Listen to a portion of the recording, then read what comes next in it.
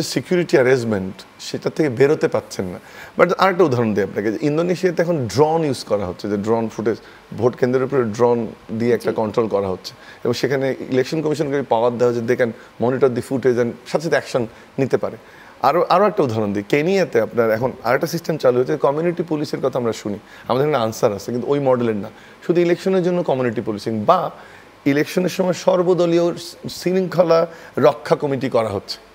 These are the new modalities. কেন? Because fragile আছে। আমি বলছি যে নির্বাচনের সময় আমরা 5 জন প্রার্থী, আমাদের লোক নিয়েই আমাদের নিরাপত্তা আমরা নিশ্চিত করব। হোয়াট উই নিড গুডউইল, কিন্তু এখানে ইস্যু তৈরি করে আপনি এটাকে পেছাবেন, এই যুগে এটা সম্ভব না। আপনাকে ইনোভেটিভ হতে হবে, যে ঠিক আছে আমি কেনিয়ার মডেল দেখি, যেটা আমি বললাম যে ঘানার মডেল দেখি, বা আমি ইন্দোনেশিয়ার মডেল দেখি, সেটা দেখে যদি আমি একজন সঠিক সৎ রাজনৈতিক দল হই বা একজন ব্যক্তি হই, আমার উচিত ওই কথা বলা যে দেশের নির্বাচন প্রয়োজন। সো এটা নির্বাচন রক্ষার জন্য সারা পৃথিবীতে আইন শৃঙ্খলা রক্ষার জন্য মডেলগুলো কি, সেখান থেকে আমরা কি শিখতে পারি, তার ভিত্তিতে কনসেনসাস তৈরি করা।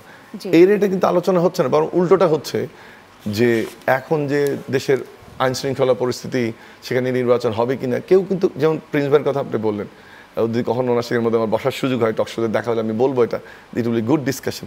বাট এই ধরনের আইডিয়াগুলো সামনে আনতে হবে, নির্বাচন ঠেকানো না, বরং নির্বাচন কীভাবে করা যায়, গণতান্ত্রিক উত্তরণ কীভাবে ঘটানো যায়, তার জন্য প্রত্যেকটা দলকে ভূমিকা নিতে হবে। বিএনপি সর্ববৃহৎ দল, সব কিছু বিএনপি করবে আশা করা ঠিক না, বা বিএনপিকে টেনে ধরতে হবে এটাও ঠিক না। নির্বাচন এখন প্রয়োজন। আমি সোরাব ভাইয়ের আমি একটা আর্টিকেল, আমি যদি ঠিক বুঝে না থাকি যে তারিখটা দিতে অসুবিধাটা কোথায়, এটা লিখে উনি একটা লেখা 2 সপ্তাহ আগে শেষ করছিলেন, এবং আমি টক শোতে ওনাকে সাইট করছিলাম, আজকেও বলি হি ইজ অ্যান অ্যানালিস্ট, বা আমরা অবজার্ভ করছি ইলেকশন একটা প্রয়োজন এবং একটা স্বস্তি। দেখেন এই যে অনিশ্চয়তা তৈরি গত 3-4 দিন হওয়ার আগে যখন ঘোষণা করলো ইউনূস সাহেব জাতির উদ্দেশ্যে ভাষণ দিয়ে, একটা স্বস্তির পরিবেশ কিন্তু তৈরি হয়েছিল, যেটা আপনার মনে, আমার মনে, ওনার মনে। তাহলে আমার যেটা approach to the political parties হওয়া উচিত, যে সমস্যাগুলো নির্বাচনে যাওয়ার পথে আছে, আইন শৃঙ্খলা পরিস্থিতি বা সংস্কারগুলো শেষ করা, স্বাক্ষর করা, এটাকে করে পজিটিভলি, ওটা তো ওই রাজনীতি তো চাই। সেখানে সেই ইতিবাচক আলোচনাটা দেখতে চান।